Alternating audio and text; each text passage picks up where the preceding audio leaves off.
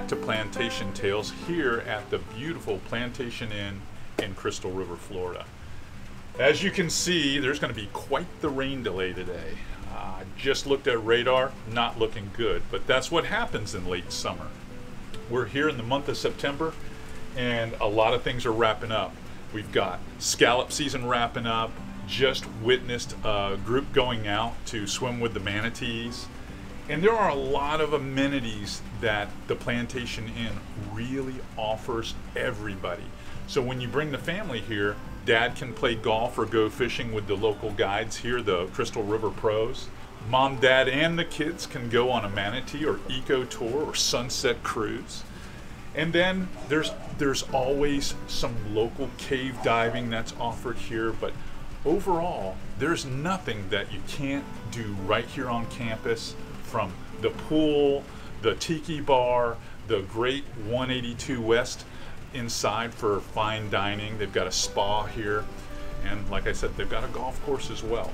So what we're going to do, since we are going to have the rain delay, is I'm going to show all of you a few rigging tips for late summer that while these fish are all spread out with higher water, we have our king tides going on right now, give you a couple of tips that'll put a few more fish in the boat.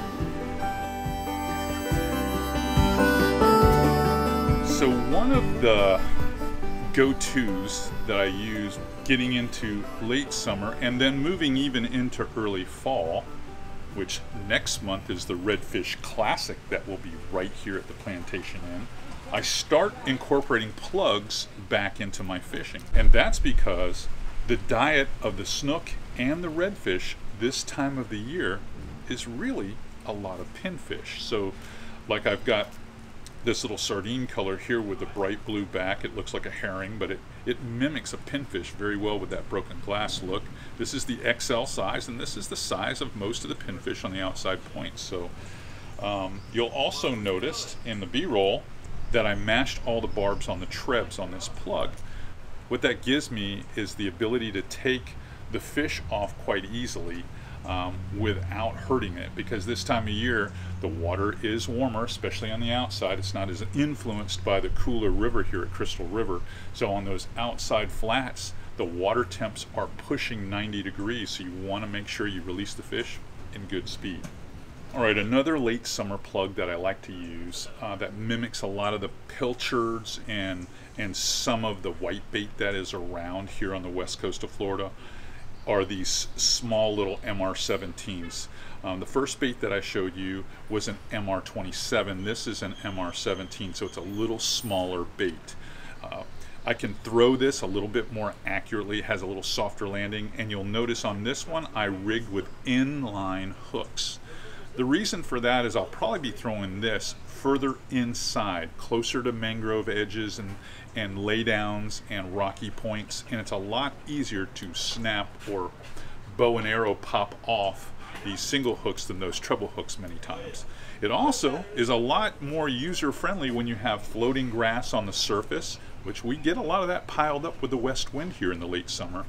And when you catch a fish, it's a lot easier not only to take them off, but it's easier to pull on them a lot harder away from that cover when you've got single inline hooks.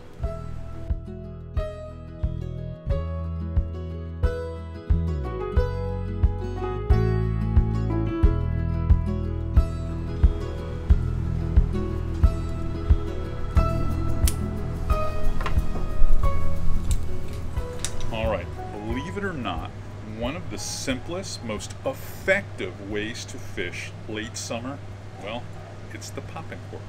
That's right. This is a 4-horseman popping cork.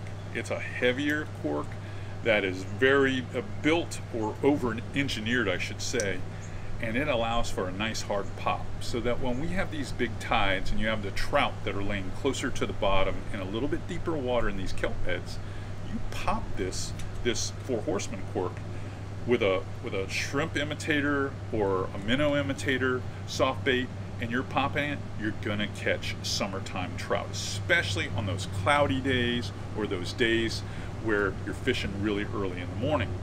Now, the second opportunity to really employ this cork is on those higher tides when you can't catch those fish by skipping up underneath the mangroves or or really be effective doing anything, and you're like, water's too high, guess fishing's over. Not so fast.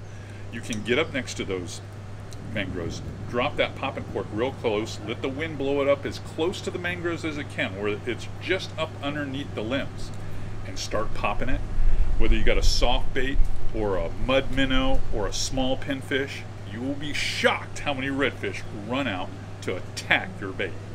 So don't sleep on the old popping cork rig.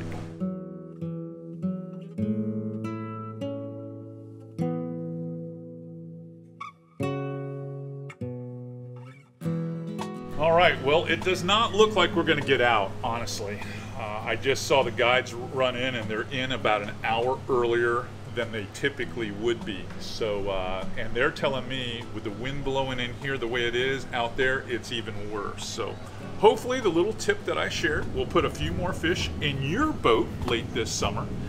And if you get the opportunity, I want you guys to come down to the Plantation Inn next month on October 21st and fish the Redfish Classic. It's one of our biggest and best tournaments in Citrus County that happens every fall. You want to be a part of it. And if you're looking for a great vacation spot, a place that feels like home, come on down here to the Plantation.